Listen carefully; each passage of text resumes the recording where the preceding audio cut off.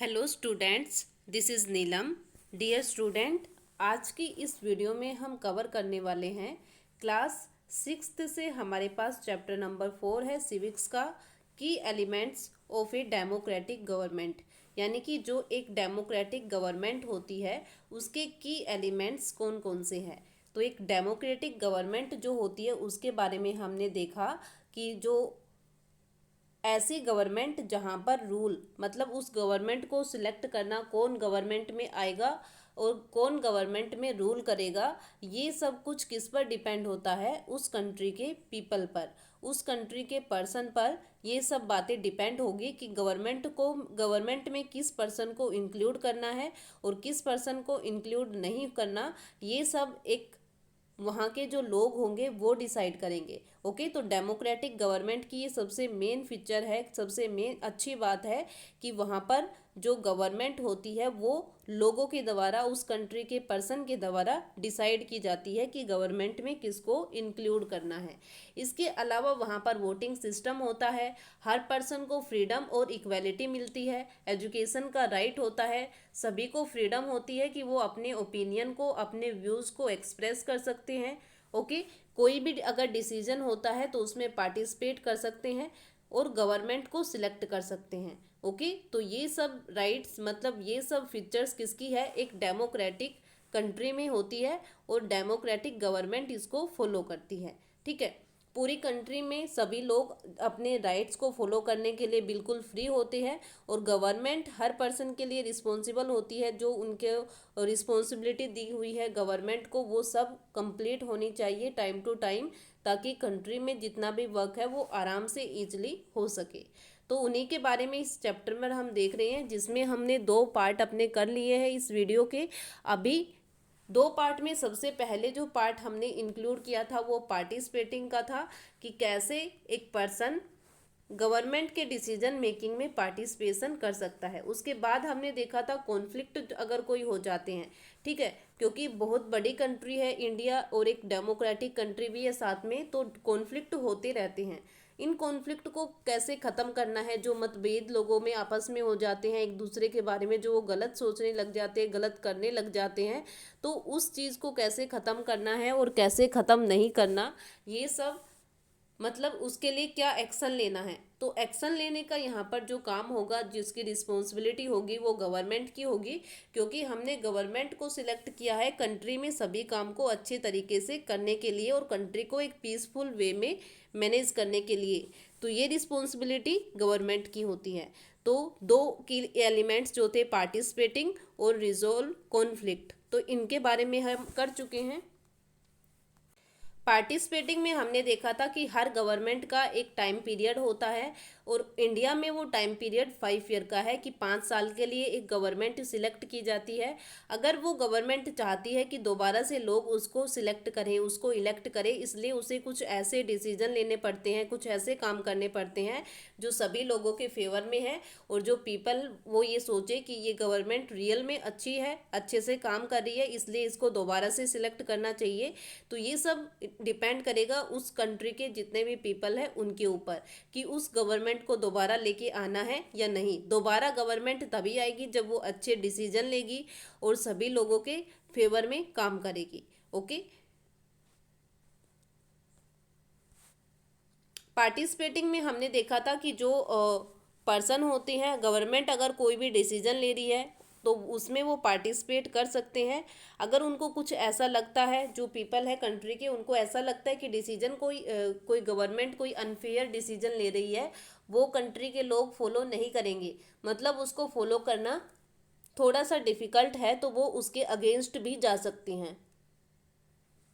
कोई रैलीज निकाल सकते हैं, कोई सिग्नेचर कैंपेनिंग कर सकते हैं, ताकि गवर्नमेंट को ये लगे कि उसने जो डिसीजन लिया है वो गलत है और उसके बारे में वो दोबारा से सोचे या उसको बिल्कुल ही हटा दे कि वो डिसीजन लोगों के फेवर में नहीं है। क्योंकि एक डेमोक्रेटिक गवर्नमेंट में क्या होता है, एक डेमोक्रेटिक कंट्री में क्या होता है कि गवर्नमेंट जो होती है वो लोगों के लिए काम करती है, ना कि लोग गवर्नमेंट के लिए काम करते हैं।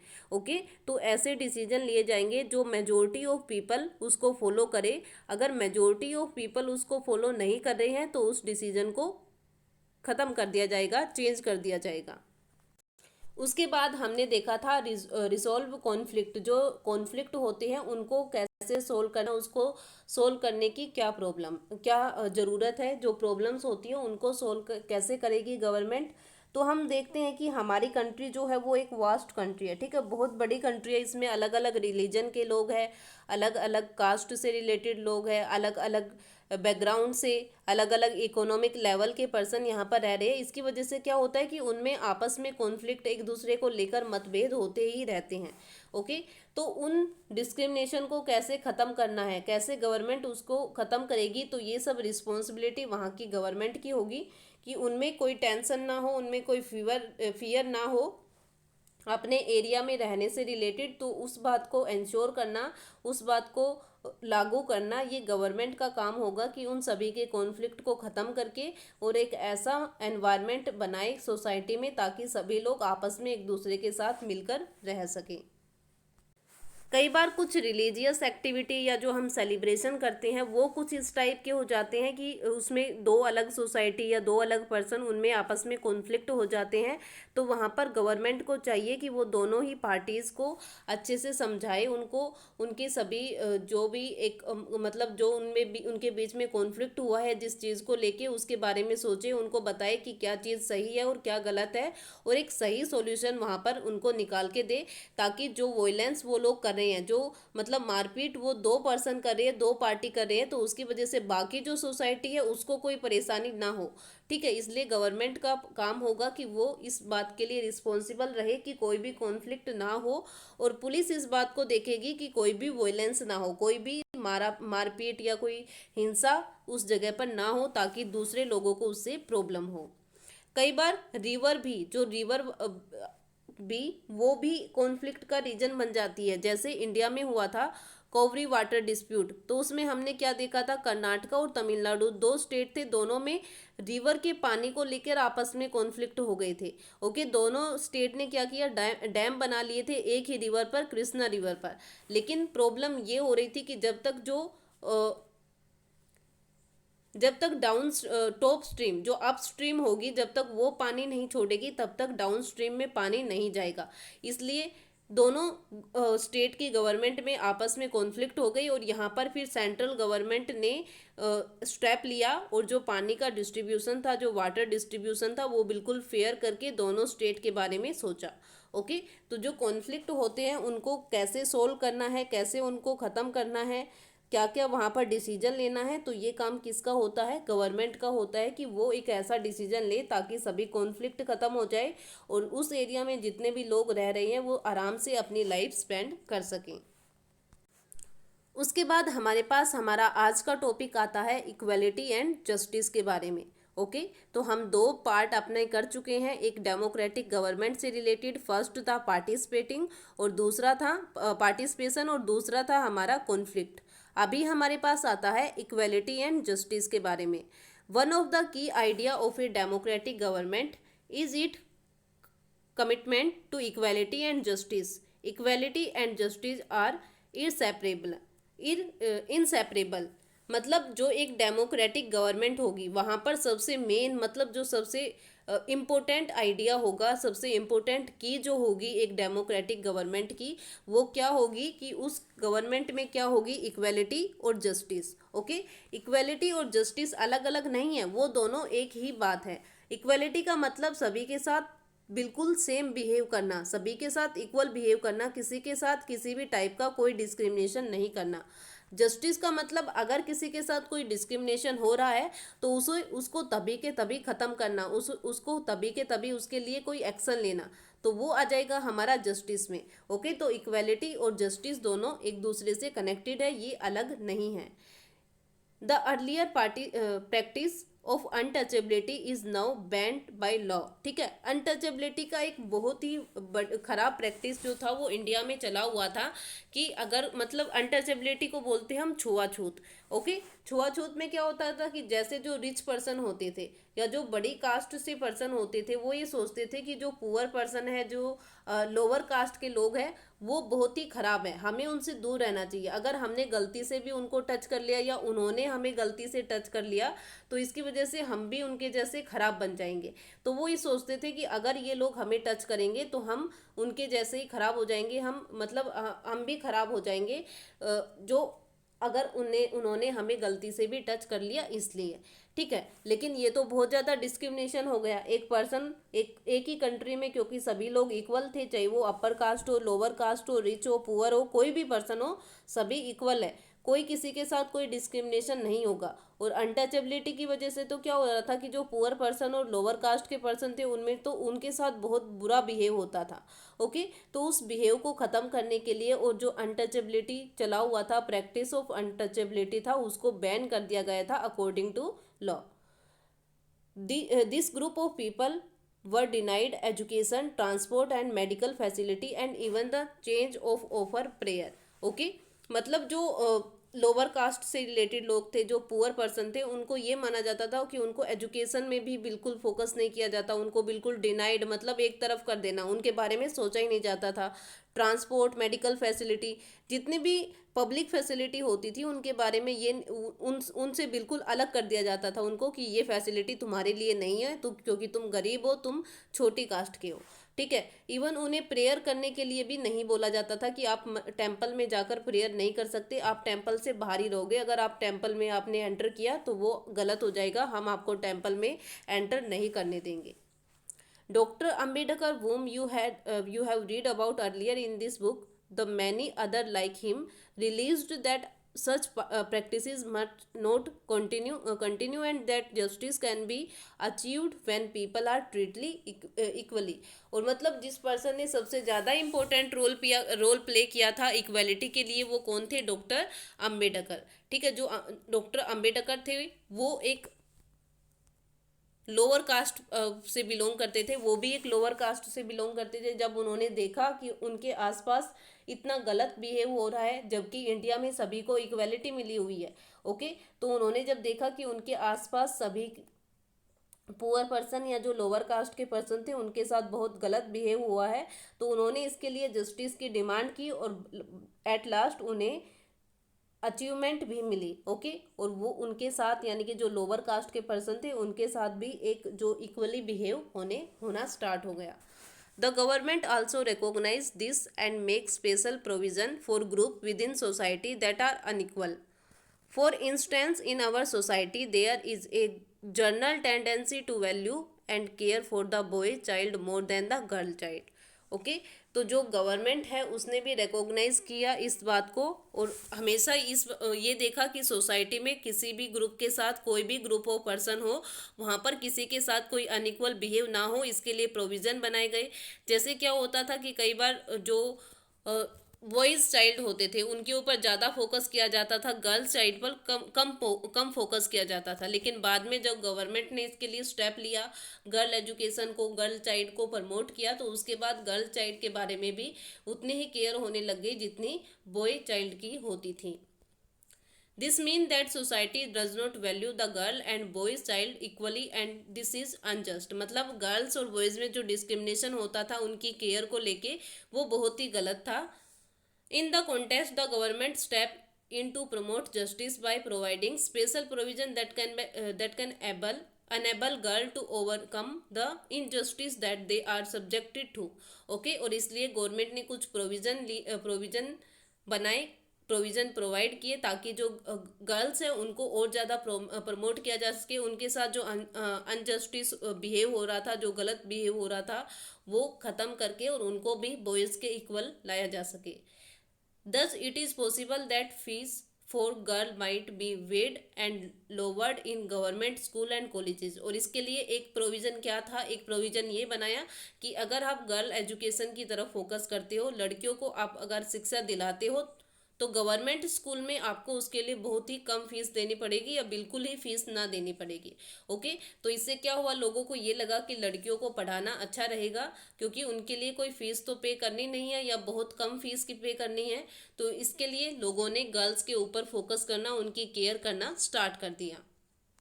तो इससे क्या हुआ कि गर्ल्स के साथ जो अनइक्वल बिहेव हो रहा था, उनके साथ जो अनजस्टिस बिहेव हो रहा था, उसके लिए गवर्नमेंट ने प्रॉपर स्टेप लिए, प्रोविजंस बनाए, प्रोविजंस प्रोवाइड किए, उनको सोसाइटी को बताया, जिसकी वजह से गर्ल्स के साथ जो डिस्क्रिमिनेशन हो रहा था, उनके साथ जो अनइक्वल बिहेव हो रहा था, वो ख़त्म किया जा सका। और आज प्रेजेंट में हम देख सकते हैं कि बॉयज़ और गर्ल्स दोनों इक्वल है, किसी के साथ कोई भी डिस्क्रिमिनेशन नहीं किया जाता। तो ये था हमारा पार्ट जिसमें हमने इक्वालिटी एंड जस्टिस के बारे में देखा। इसके बाद हमारे पास क्वेश्चन आते हैं। ये चैप्टर हमारा यहीं पे, इसकी रीडिंग जो है, पूरा चैप्टर जो हमने एनसीईआरटी बुक का लिया था उसकी रीडिंग कंप्लीट होती है चैप्टर वाइज। अब हमारे पास इस चैप्टर से रिलेटेड क्वेश्चन आते हैं जो आपको पीडीएफ फॉर्म में मिलेंगे, जहाँ से आपको अपनी नोटबुक में उसको राइट डाउन करना है। ओके, तो जो पार्ट आज हमने किया इक्वलिटी एंड जस्टिस, उसके बारे में हम देख लेते हैं कि अनटचेबिलिटी का जो सिस्टम चला हुआ था वो बैन हो गया था, क्योंकि उसकी वजह से लोगों में डिस्क्रिमिनेशन हो रहा था। एक डेमोक्रेटिक गवर्नमेंट के लिए सबसे मेन बात यही है कि जो डेमोक्रेटिक गवर्नमेंट होगी वो इक्वलिटी और जस्टिस के प्रिंसिपल पर काम करेगी। उसका काम ये होगा कि पूरी कंट्री के सभी लोगों के साथ इक्वल बिहेव करना, और सभी लोगों को, अगर किसी के साथ इक्वल बिहेव नहीं हो रहा है तो उसको जस्टिस, मतलब कुछ ऐसे स्टेप या कुछ ऐसे प्रोविज़न बनाना जिसकी वजह से उनको दूसरी सेक्शन या दूसरी जो सोसाइटी है उनकी बराबर इक्वलिटी दी जा सके। जो पुअर पर्सन थे उनके साथ जो डिस्क्रिमिनेशन हो रहा था एजुकेशन में, ट्रांसपोर्ट में, मेडिकल फैसिलिटीज़ में, टेम्पल्स में, तो उसको ख़त्म करना। और इसके लिए डॉक्टर अंबेडकर ने सबसे इम्पोर्टेंट स्टेप लिया था। उन्होंने अपनी लड़ाई लड़ी, क्योंकि वो भी एक लोअर कास्ट फैमिली से बिलोंग करते थे। उन्होंने भी देखा था कि कैसे उनकी फैमिली को एक टेम्पल में एंटर करने नहीं दिया जाता था। लेकिन जब उन्होंने इसके लिए जस्टिस मांगा, इसके लिए अपनी लड़ाई लड़ी, उसके बाद उन्हें इसके रिजल्ट भी मिले और उनके साथ इक्वल बिहेव भी होने लग गया। ऐसे ही हम अपनी सोसाइटी में देखते हैं कि जो एक गर्ल चाइल्ड होती है और एक बॉय चाइल्ड, ठीक है, एक लड़का और एक लड़की में काफ़ी ज़्यादा डिफरेंसेस होते हैं। लड़की की केयर ज़्यादा की जाती है, की जाती थी, और गर्ल्स की कम की जाती थी। इसके लिए गर्ल्स और जो बॉयज़ हैं उनमें काफ़ी ज़्यादा डिस्क्रिमिनेशन होने स्टार्ट हो गए। लेकिन यहाँ पर गवर्नमेंट के काम तो क्या था कि सभी को इक्वल रखना है, इसलिए गवर्नमेंट ने प्रोविज़न बनाई, और प्रोविज़न या गवर्नमेंट ने जो स्टेप्स लिए उसकी वजह से क्या हुआ कि कुछ गर्ल्स के बारे में उन्होंने इतने प्रोविजंस बनाए, जिसकी वजह से लोगों को ये लगने लग गया कि गर्ल्स जो है वो हमारे लिए एक बर्डन नहीं है, वो भी हमारी सोसाइटी का इम्पोर्टेंट पार्ट है, और हमें उनके बारे में भी सोचना चाहिए, उनके ऊपर भी फोकस करना चाहिए। इसलिए गवर्नमेंट ने एक स्टेप लिया। जैसे क्या स्टेप लिया कि जो भी गवर्नमेंट स्कूल होंगे या कॉलेजेस होंगे, वहाँ पर गर्ल्स को पढ़ाने के लिए उनकी जो फीस होगी वो बिल्कुल लोवर्ड होगी, मतलब बहुत ही कम होगी या बिल्कुल भी नहीं होगी। ठीक है, तो इससे क्या हुआ कि लोगों को ये लगने लग गया कि गर्ल्स एजुकेशन पर वो जो खर्चा करते थे, जो एक्सपेंसेस करते थे, वो उन्होंने करना ख़त्म कर दिया, वो ख़त्म हो चुका है अब। इसलिए वो ये सोचते थे कि गर्ल्स को भी अब एजुकेशन दी जानी चाहिए क्योंकि वो फ्री मिल रही है। ओके, इसलिए जो बॉयज़ और गर्ल में डिस्क्रिमिनेशन हो रहे थे वो डिस्क्रिमिनेशन ख़त्म हो गए और सभी में इक्वलिटी आ गई। तो ये था हमारा पार्ट इक्वलिटी एंड जस्टिस का। तो क्वेश्चन हम एक बार देख लेते हैं कि क्या क्या। सबसे फर्स्ट देखो क्वेश्चन यहाँ पर दे रखा है, how would Maya life be different in south Africa today. मतलब हमने एक स्टोरी पढ़ी थी माया की। ओके, उसमें हमने ये देखा था कि साउथ अफ्रीका में अपार्थाइड सिस्टम चला हुआ था। ठीक है, रंग भेद की जो प्रॉब्लम थी कि ब्लैक और जो इंडियंस थे या जो कलर्ड पर्सन थे उनके साथ बहुत ज़्यादा डिस्क्रिमिनेशन होता था, और जो वाइट पर्सन थे उनको हमेशा अपर, मतलब ये माना जाता था कि ये सबसे अच्छे हैं। तो ये हम उस टाइम की बात कर रहे हैं जब साउथ अफ्रीका में अपार्थाइड सिस्टम चला हुआ था, लेकिन अब वो ख़त्म हो चुका है, प्रेजेंट में वो ख़त्म हो चुका है। तो अब जो अगर हम साउथ अफ्रीका में लाइफ देखें कि माया अब प्रेजेंट में अगर साउथ अफ्रीका में है तो उसकी लाइफ कैसी होगी, पहले से उसमें क्या क्या डिफरेंसेस आएंगे। तो पहले से क्या क्या डिफरेंसेस आएंगे कि इक्वेलिटी, सबसे पहले तो हमने देखना है इक्वेलिटी की, इक्वेलिटी से रिलेटेड जो प्रॉब्लम पहले उनको फेस करनी पड़ रही थी अब वो नहीं करेंगे। वोटिंग सिस्टम, अब पहले वो वोट नहीं कर सकते थे लेकिन अब वो वोट कर सकते हैं। ओके। और पार्टिसिपेटिंग, जो गवर्नमेंट जो भी डिसीजन लेगी उसमें वो पार्टिसिपेशन दिखा सकते हैं अब प्रेजेंट में, लेकिन पहले वो नहीं कर सकते थे। अब वो बिल्कुल फ्री है अपनी ओपिनियन को, अपनी जो व्यूज़ होते हैं उनको एक्सप्रेस करने के लिए, लेकिन पहले वो ऐसा कुछ भी नहीं कर सकते थे। ओके, तो ऐसे करके हम क्या बता सकते हैं कि एक डेमोक्रेटिक कंट्री की जो फीचर्स है उनको हम ये दिखा सकते हैं कि प्रेजेंट में वो फॉलो होंगी, लेकिन अगर पास्ट की बात करें तो उस टाइम वो फॉलो नहीं होती थी। सेकेंड क्वेश्चन हमारे पास आता है, what are the various way in which people participating in the process of government, कि वो कौन कौन से वेज है, वो कौन कौन से रास्ते जिनसे पीपल जो है वो गवर्नमेंट में पार्टिसिपेशन, जो गवर्नमेंट की प्रोसेस होती है उसमें पार्टिसिपेट कर सकते हैं। तो वो किस किस के अकॉर्डिंग कर सकते हैं, मतलब वो अपने इश्यूज, मतलब उनको कोई प्रॉब्लम है तो वो गवर्नमेंट को कैसे बताएंगे, गवर्नमेंट तक अपनी प्रॉब्लम कैसे बताएंगे। तो या तो वो अपने एरिया के जो मिनिस्टर्स होंगे उनको बताएंगे, या फिर अपनी प्रॉब्लम के बारे में रिलीज निकालेंगे, सिग्नेचर कंपेनिंग करेंगे, या लोग एक न्यूज़पेपर, टीवी, रेडियो, इन सब का यूज़ करेंगे ताकि वो अपनी प्रॉब्लम को गवर्नमेंट तक पहुंचा सके और गवर्नमेंट उसके लिए कोई डिसीजन ले सके। और साथ में गवर्नमेंट उन लोगों को जो भी बातें होंगी, उनकी जो प्रॉब्लम होगी और जो सजेशन होगी उनको भी अपने डिसीजन में, उनको भी पार्टिसिपेशन लेने के लिए अलो कर सके। उसके बाद, why do think we need the government to find solution to many dispute और कॉन्फ्लिक्ट, मतलब हमें गवर्नमेंट की ज़रूरत क्यों है कि कॉन्फ्लिक्ट और जो डिस्प्यूट होते हैं उनको सोल्व करने के लिए, क्या हम खुद नहीं कर सकते। तो इसके आंसर में हम लिख देंगे, क्योंकि जो हमारी सोसाइटी होती है, जो हमारी कंट्री होती है, उसमें क्या होता है कि काफ़ी ज़्यादा लोग रहते हैं।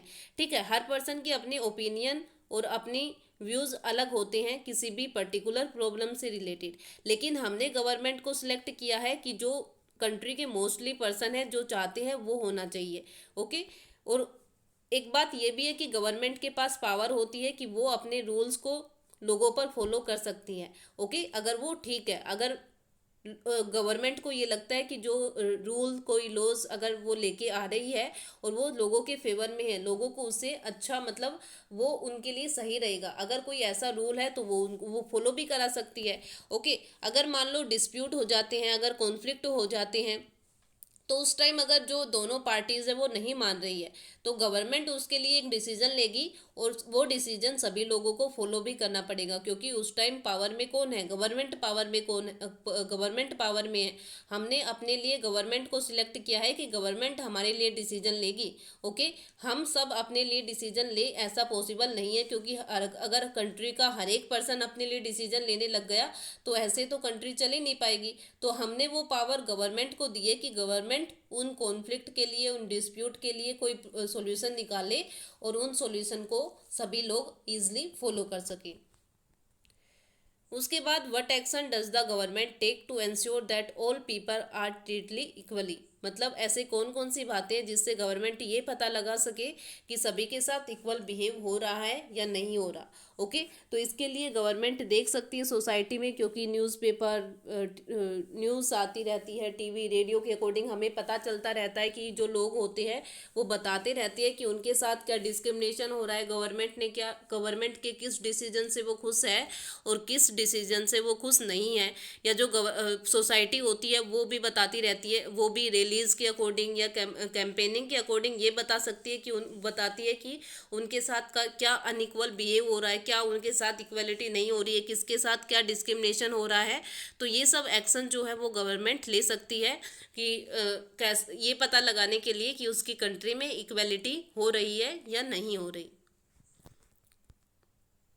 तो ये हमारे पास कुछ इंपॉर्टेंट क्वेश्चन थे और इससे रिलेटेड और भी एक्स्ट्रा क्वेश्चन है वो आपको पीडीएफ में मिल जाएंगे और वो सभी आपको अपनी फेयर नोटबुक में राइट डाउन करने हैं। ओके, तो ये था हमारा आज का चैप्टर, हमारा आज का टॉपिक, जिसमें हमने इक्वेलिटी एंड जस्टिस और इस चैप्टर से रिलेटेड कुछ इंपॉर्टेंट क्वेश्चन को, जो हमारे 4 जो स्टार्टिंग के क्वेश्चन हैं उनको देखा, उनके बारे में समझा। इसके बाद पीडीएफ में आपको जो क्वेश्चन मिलेंगे वो सभी आपको अपनी फिर नोटबुक में लिखने भी है और उनको अच्छे से याद भी करना है। ओके, अगर कोई प्रॉब्लम हो, कुछ समझ ना आए, तो वो आप मेरे साथ शेयर कर सकते हो। Thank you.